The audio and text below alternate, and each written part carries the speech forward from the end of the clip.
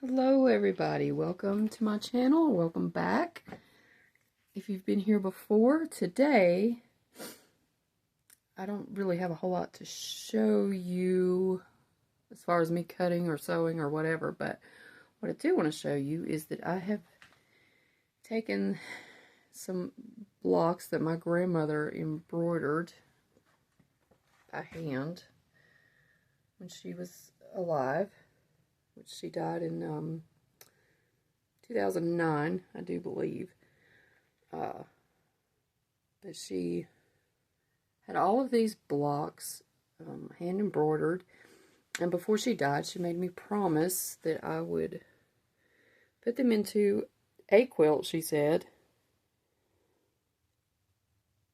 and just make sure that they didn't stay, you know, folded up in a bag, which they have done for several years. Unfortunately, I had kind of forgotten about them.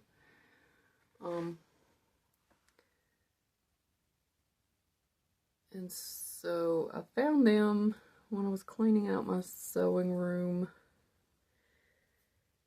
and thought, oh, I'll go ahead and make a quilt out of that.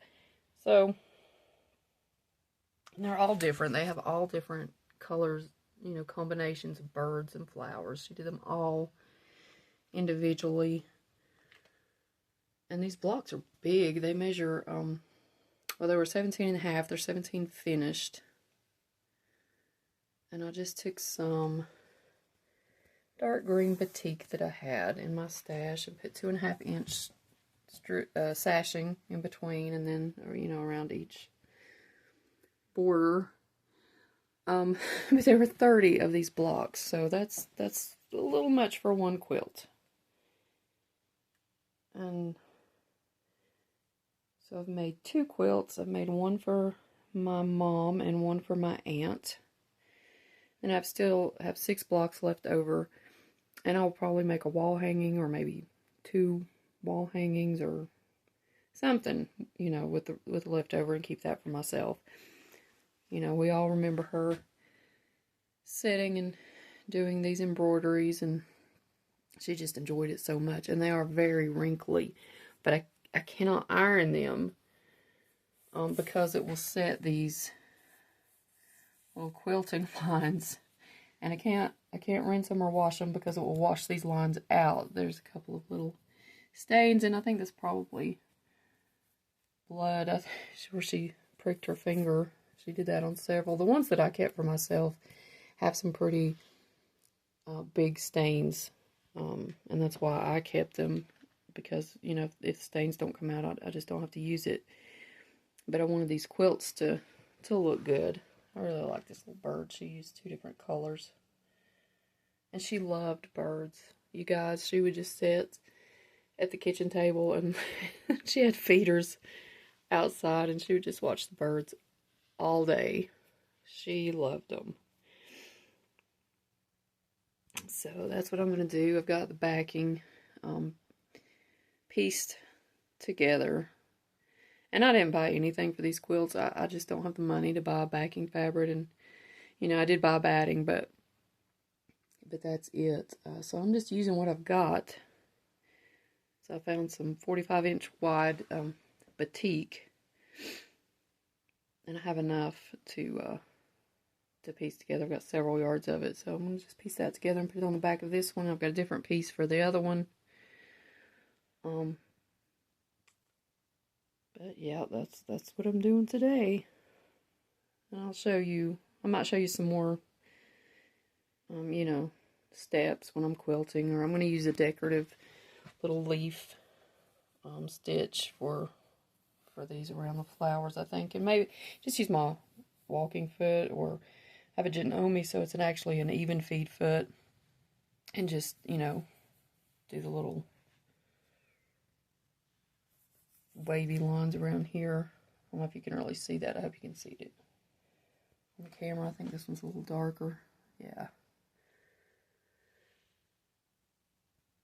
Okay, well, I'll be back in a little bit to show you what I'm doing. This is the backing that I'm going to use on that quilt. I've already sewed it down the middle and just pressed that open. I used a smaller stitch for the backing, but I think it'll work. It's got some blues and tans and greens and a little leaf motif, so that's what I'm going to use. It's just hanging here on my over my ironing board right now, but I think that'll work just fine.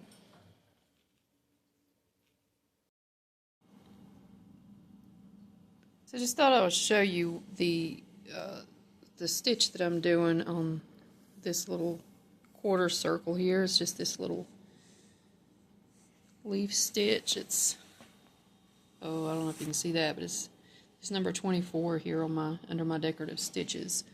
I really like the way it's looking.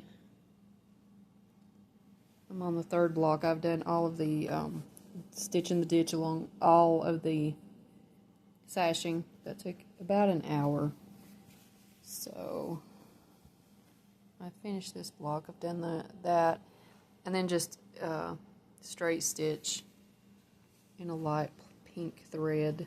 I don't want to compete too much with the other things going on here, but anyway, so I'm going to do all of these little leaf stitches, and then I'll go back and do all of the stitches in the circle around the bird. But it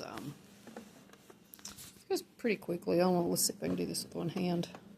I actually put my foot pedal on for quilting. Normally I just use my little start stop button.